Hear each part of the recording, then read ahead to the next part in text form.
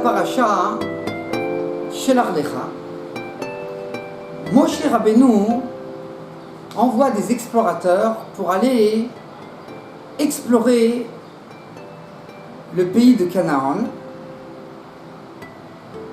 selon la demande de la communauté d'Israël. Akadosh Baruch Hu Amar Mazé Shelach Lecha, envoie pour toi.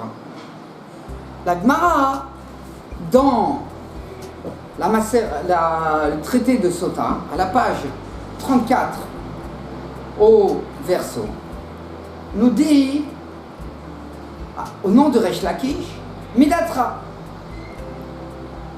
Moi, nous dit Rashi, je ne t'ordonne pas d'envoyer des explorateurs. Moi, je sais que le pays de Canaan, il est bien.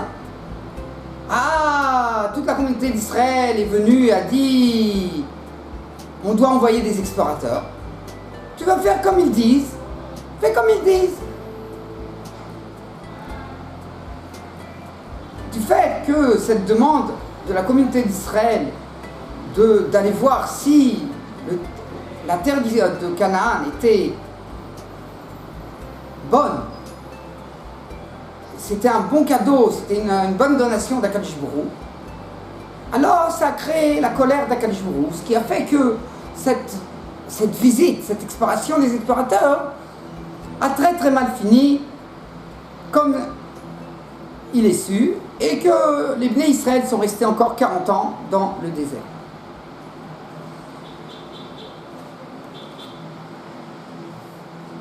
Kalev ben Yefuneh,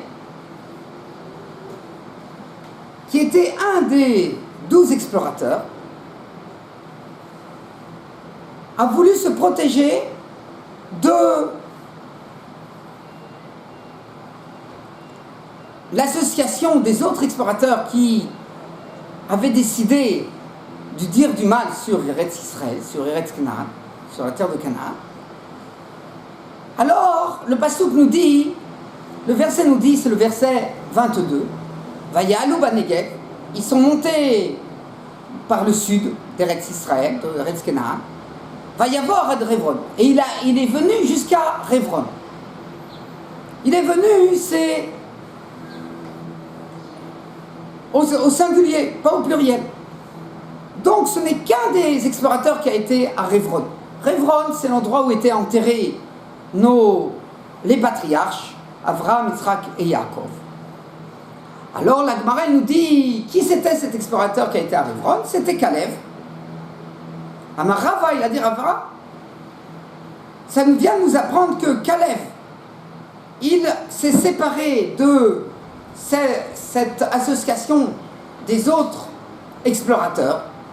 Il a été se prosterner sur la tombe des patriarches. Il leur a dit, quand il est arrivé là-bas à Révron, il a dit Avotai, mes ancêtres.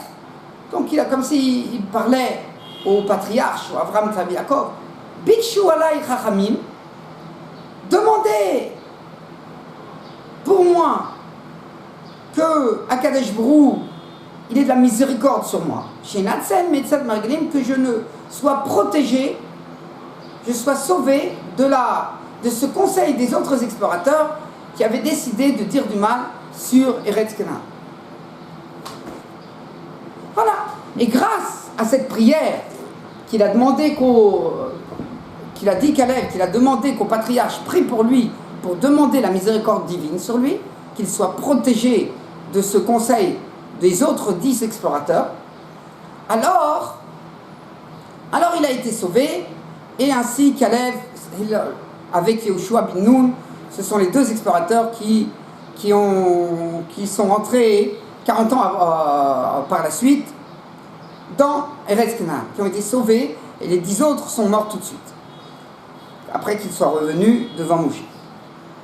Bon, on a un verset dans la Torah, dans le dernier livre de la Torah, qui est Dvarim, le dernier livre. Alors, dans la paracha Shoftim, au chapitre 18, le pasouk 10 et 11. La Torah, elle nous dit, elle nous ordonne, Lo yimatse bora, on ne trouvera pas en toi, Mavir beno bitobesh, des gens qui vont donner leurs enfants à faire passer dans le feu, Kosem ksamim, qui font de la sorcellerie, etc. Et dans le verset 11, et Vedoresh elamitim, quelqu'un qui va aller demander la vie des morts. Qui va aller, il veut avoir des renseignements par le fait qu'il va se mettre au contact avec les morts. Dans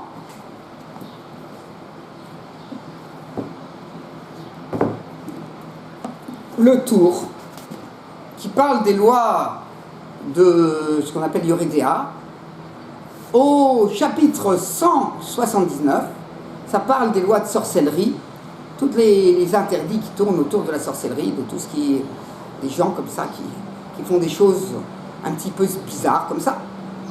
Mais Doresh Elamitim, on nous dit, donc c'est interdit aussi d'être Doresh Elamitim, d'aller se mettre au contact avec les morts pour avoir des renseignements des morts. Il dit Zé Shemari Vatzmo, c'est quelqu'un qui va ne pas manger, Vélan de Bet Akvarot, et ensuite, après qu'il n'a pas mangé, il va aller se coucher dans le cimetière, que Desh et Tishre Alav Roa Ratuma, afin que séjourne sur lui les mauvais esprits. Alors le Rambam, le Bet Yosef, commentateur du Tour, il vient rajouter le Rambam. Le Rambam, il rapporte encore d'autres cas. Il rapporte quelqu'un, il s'habillait aussi, c'était des gens, ils s'habillaient avec des vêtements spéciaux. Et ils venaient avec de l'encens là-bas. Et ils faisaient des encens spéciaux aussi. Et ensuite, ils dormaient dans le cimetière afin que les morts viennent, grâce à tous ces actes qu'il a fait au préalable, les morts, les esprits là-bas qui séjournent dans le cimetière, viennent lui révéler ce qu'il voulait dans ses rêves. Il dit, celui qui fait comme ça,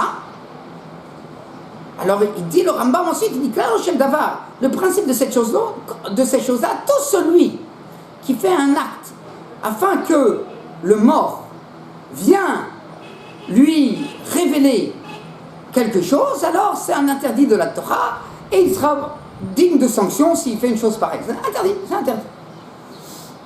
Alors ensuite, le Bet Yosef il rapporte qu'il y a que Rabbi Eliezer Mimetz, lui il pensait que si quelqu'un il fait jurer, il fait faire un serment à un malade qui va bientôt mourir, pour que le malade après son décès revienne à la personne à qui il a juré, il a fait le serment, pour lui dire des choses qui se passent dans l'autre monde. Il dit le Rabbi Eliezer Mimetz, ça s'appelle pas, ça rentre pas dans cet interdit d'aller demander des choses aux morts. Pourquoi? Il dit parce que il vient pas demander au corps du mort, il vient demander à l'esprit qui s'est envolé et qui est monté dans les cieux, il vient demander que l'esprit vienne lui révéler des choses. Ce qui est interdit, c'est de demander au corps. Comme ça, il dit Rabbi Eliezer Mimetz. Le Bet Yosef n'est pas d'accord. Et il dit, le Bet Yosef, il dit qu'il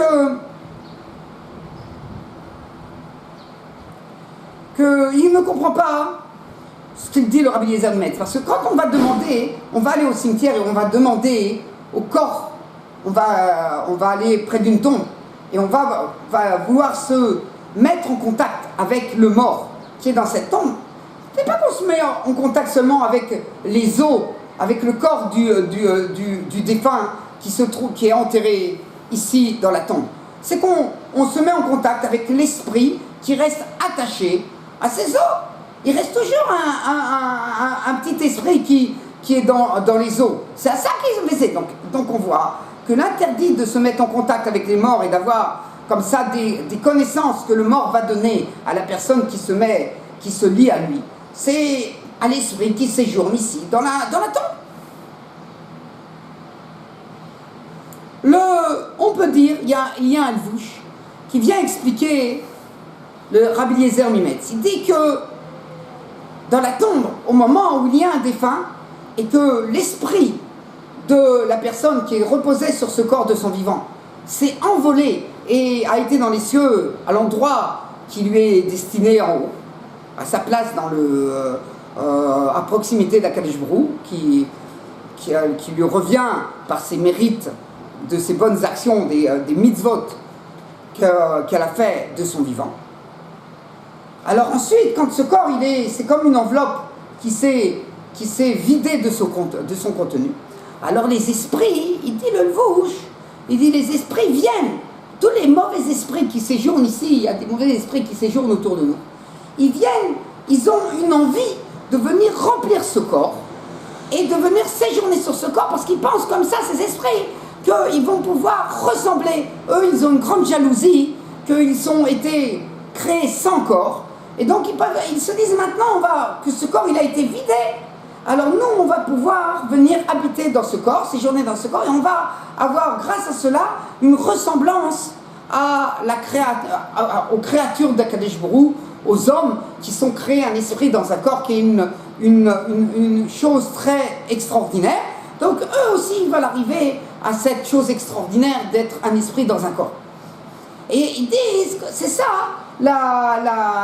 l'impureté qui séjourne dans un corps d'un être humain qui se trouve au cimetière, ça vient de ces esprits qui habitent le corps depuis le moment où l'esprit du défunt a quitté le corps et est parti, s'est envolé dans les endroits célestes. Comme ça, il dit le on a le Beth Yosef apporte un autre avis. C'est l'avis de Rabbeinu Yehoram, c'était un des élèves du Maram, Mirotenberg, comme le Roche. Et Rabbeinu Yehoram, il dit, c'est un élève du Roche, c'est un élève du Roche, il dit, même vouloir questionner un mort par le fait qu'on lui a fait faire un serment avant qu'il meure. Il ne dit pas comme ça. Il dit qu'on lui a fait faire, on l'a fait jurer que le mort vienne révéler des choses. Alors c'est interdit. Alors le Beth Yosef lui dit qu'il lui semble que le Rabbeinu Yehoram n'est pas venu interdire de faire un serment à une personne qui est malade, qui est prête à être décédée, de revenir à la personne qui lui fait faire le serment pour lui révéler des choses qu'il y a dans les mondes, dans l'autre monde, dans les autres mondes, dans l'autre monde, après la mort. Il pense non, c'est sûr que Rabbeinu Yehoram il va permettre cela. Pourquoi? Parce que puisqu'il lui fait un serment quand il était encore de son vivant, pour que après qu'il soit décédé, il revienne et lui révèle des choses. Alors ça ne s'appelle pas ça, puisque je lui ai fait faire le serment quand il était encore vivant. La personne ne s'appelle pas qu'il est Doresh, il va vouloir avoir des connaissanses par les morts. Comme ça, il dit le Shulchan Aruch. Mais tout ça, c'est difficile parce qu'on a une difficulté, parce que Shmuel, il y a eu un moment donné, son père, il est décédé, et son père, il avait en garde chez lui de l'argent d'orphelin. Et il n'a pas eu le temps de dire à Shmuel, son fils, où il avait mis cet argent. Tout le monde a dit, quand Shmuel n'a pas rendu l'argent aux orphelins, que Shmuel, il mangeait l'argent des orphelins. Alors qu'est-ce qu'il a fait Shmuel? Shmuel, il a été au cimetière.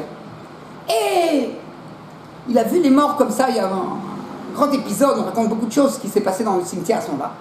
Et Shmuel, ensuite, il a réussi à se mettre en contact avec son père. Son père, il lui est revenu. Et il lui a demandé, dis-moi, l'argent des orphelins, où tu l'as mis? Alors il lui a dit, c'est simple, j'ai une...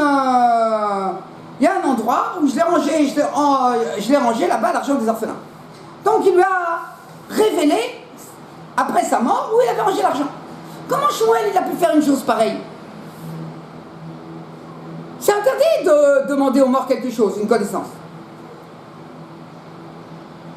Alors et ça c'est même après le décès de son père qu'il a été lui demandé, selon Rabbi Yochanan qu'on voit ici, comment Rabbi Yochanan il fait. Alors le Darkei Moshe, il nous dit, on est obligé de dire comme Rabbi Eliezer Mimetz. Pas comme le Bet Yosef, il a voulu dire qu'il n'y a pas de différence. C'est interdit de demander aussi bien au corps qu'à l'esprit, c'est interdit. C'est interdit. Alors, si on dit que c'est interdit, alors il faut dire que si c'est avec des façons spéciales dans la Gdusha, alors c'est permis, et dans la sainteté, et sinon, il y a certaines façons qui sont interdites. Alors, le Darkei Moshe a dit non, il y a une différence. Si je demande au corps du défunt, alors c'est interdit. Et si je demande à l'esprit du défunt, alors c'est permis.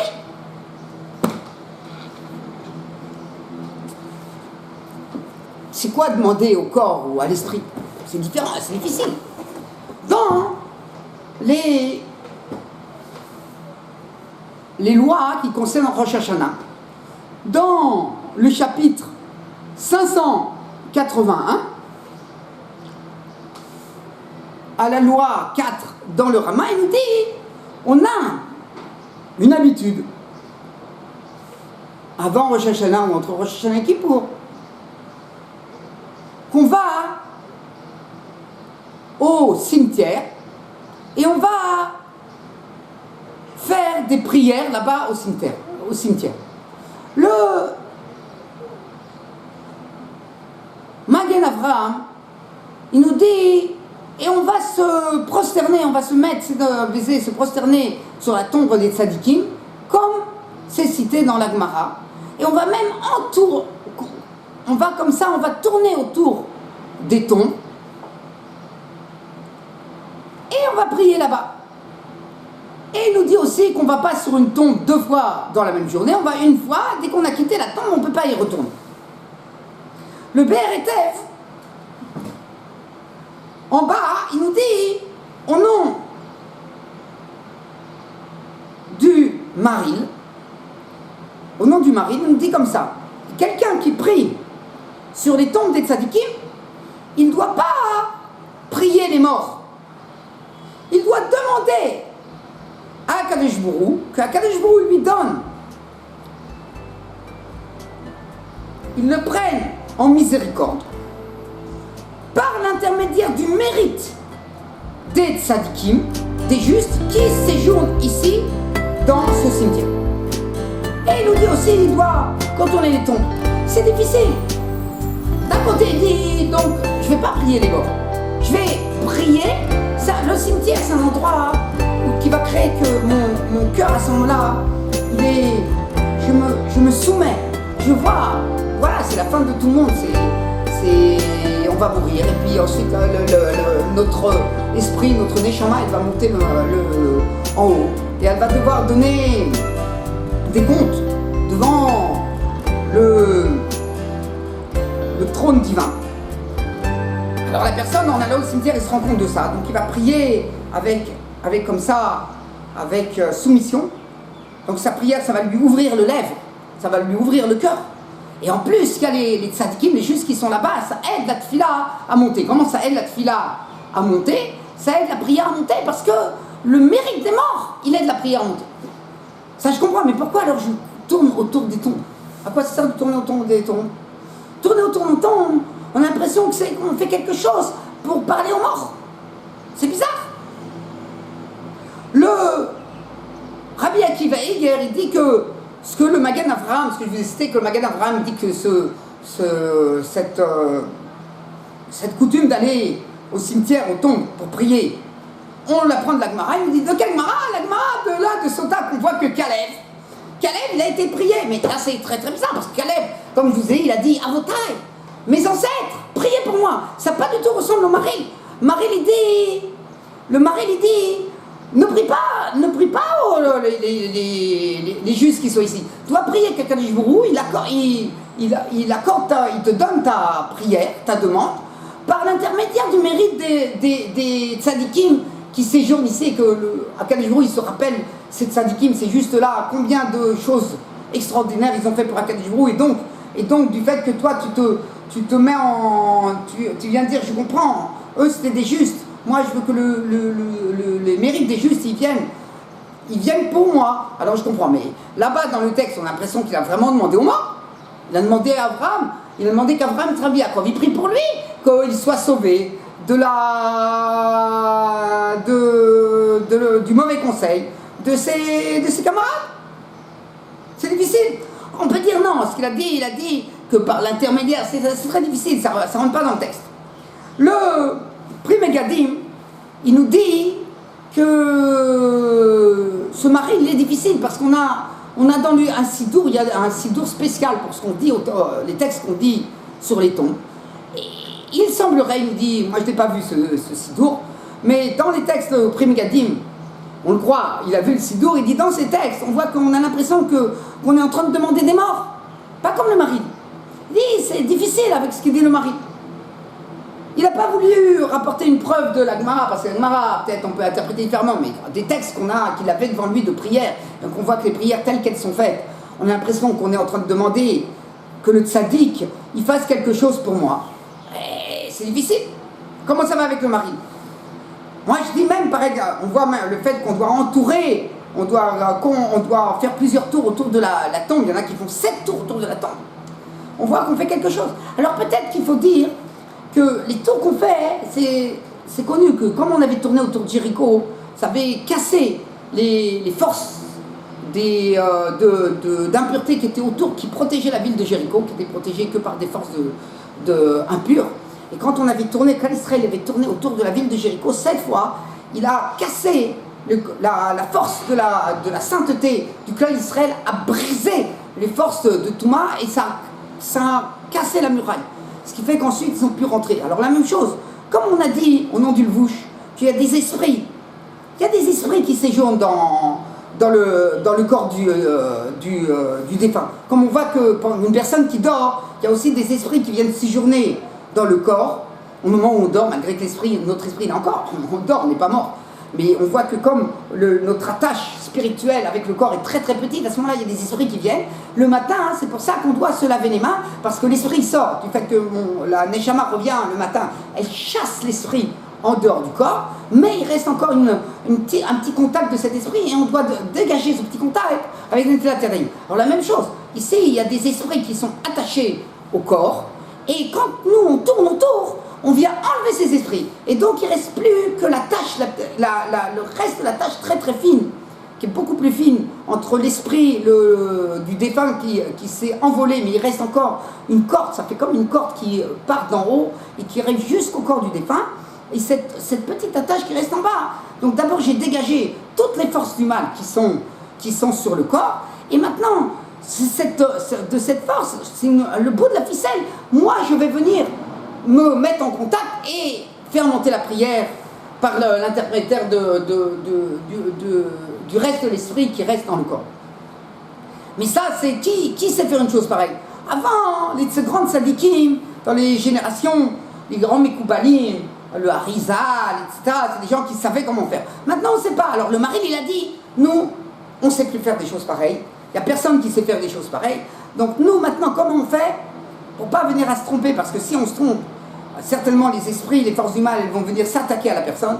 Donc on ne vient pas faire une chose pareille. Donc nous, on vient simplement prier que par le mérite des justes qui séjournent ici, alors ma prière est non. Mais je ne vais pas commencer à faire des choses que je risque de transgresser l'interdit de ce qui s'appelle Doresh Halamitim, que je vais me mettre en contact, non pas avec l'esprit du mort, qui est ce que c'est permis, comme il nous a dit Rabbi Eliezer Metz, mais je vais me mettre en contact avec les forces impures qui séjournent, les forces du mal qui séjournent sur le corps, sur n'importe quel corps. Voilà. Donc c'est ça, mais Caleb, lui, qui savait comment on se met en contact avec les patriarches, Donc lui, il a pu demander, il a fait ce qu'il fallait, et il a pu demander au patriarche de venir prier sur lui. Shabbat Shalom Mevorach.